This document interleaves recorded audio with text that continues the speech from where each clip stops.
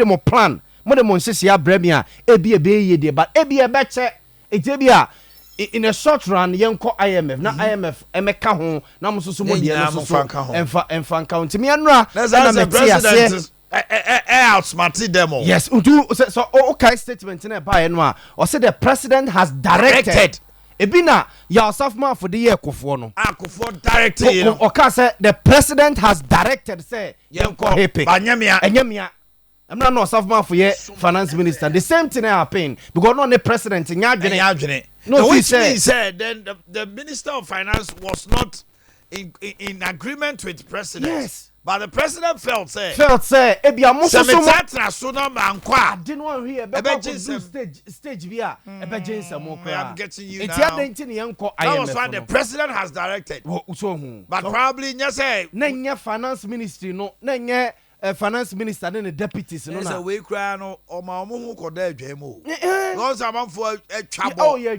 oni jonkuma pa yes. Rhetoric. And somebody who said we are not going the next IMF. Minute, he turned around. So enti ni nyina ne ye enema binuma ya na ekọ akira ebia MP but enra president nsem o kan ye no ame hu so okay. It was his sole decision. No decision. So directly the finance minister say yenko na ade na bia ebeche no odi no kra kire yen odi no kra kire to the sense say e baby kroka say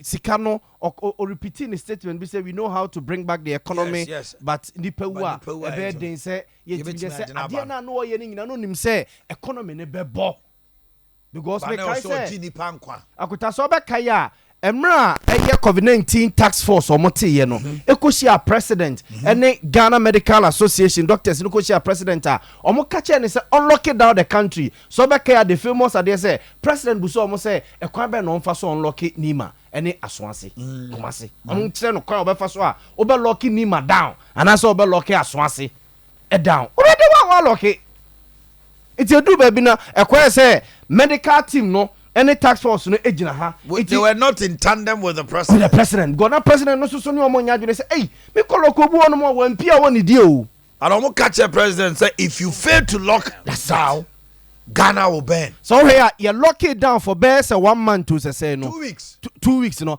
third week no mo insist say on to aso e no be bie say masa munya amafo no mo third week no so president Miank yes. Ghanaians were ready to come out the third week. Yes. Because you see customer choir. When Pia woni di, ni oton ice water no, ni oton yogurt no, when Pia woni di. It was me locking it down. Mama na said them na watch baako, na watch bienu. Amam for third week no. So o define also no ni hwan for na ka no be bie se monko na monko adwuma, but it should be in kakran greater Kumasi. So it akuta president general me de me hu no say ebinum chese covid no na ko na say we no be cancel be international community no e be ko so we mobo na ja o de quest kakra abebre ya but yeah enra me de enema bi ono ma na ye mu pie bia na esiesie ne entiase decisions bi ne ade obekere say even ade na no ye no ono no nim say economy ne begu. He says the 600 million will not solve our problem at this time.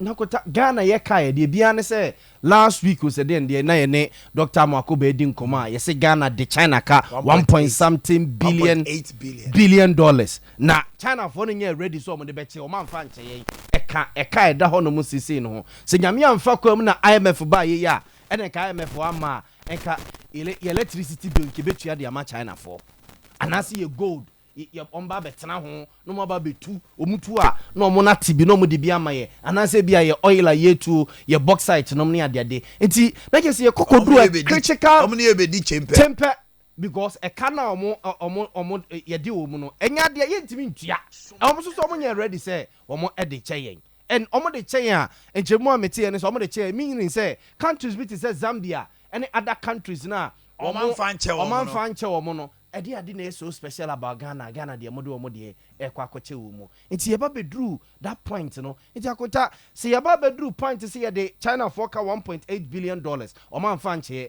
na IMF so mama ye 600 million na ye busia Tasumu enti president ni di no cratre yen say 600 million aba e bia 400 million be ba be so amana so 1 billion no for this year there but enya no na ebe fire problems akọ enya no na ebe fire how e de akọ yen koso a na yesoso ye niam a ye no yen koso a yenye to say o ka say o makate niam bebre o aso the cutting there o makate niam bebre on say sa lifestyle be a politicians no live for a while, yes. The cats and no Ghana for you Ghana for that social politician with that eye, but genuinely, ukomwane, say politicians are day.